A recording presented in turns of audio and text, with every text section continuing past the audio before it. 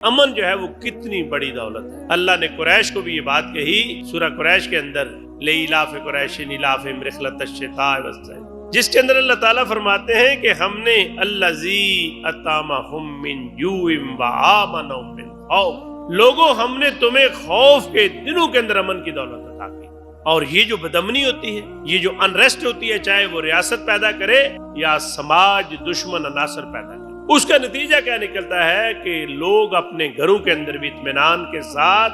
نہیں رہتے۔ جناب سراج الحق صاحب نے ایک دفعہ ایک جلسے میں یہ بات کرتے ہوئے کہی تھی کہ خیبر کے علاقوں کے اندر جب جنرل مشرف صاحب کے دور کے اندر غیر ضروری آپریشن کیے جا رہے تھے تو انہوں نے کہا کہ ہمارے ہاں بعض مساجد کے اندر اس وقت نمازیں بھی بر وقت ادا نہیں ہو سکی، لیکن جب امن ہوتا ہے تو پھر لوگ روزانہ قرآن کی تلاوت کرتے ہیں، حدیث کا مطالعہ کرتے ہیں، لٹریچر کا مطالعہ کرتے ہیں، آپس کے اندر باہم مل بیٹھ کے معاشرے کی اصلاح کے لیے سوچ و بچار کرتے ہیں۔ لیکن جب بدامنی ہوتی ہے تو پھر ایک ہی خوف لاق ہوتا ہے کہ اپنی جان کو، اپنے بچوں کو، اپنے عزیز و اقارب کو، اپنے سماج کو ہم نے کیسے جو ہے اس کو محفوظ کرنا ہے۔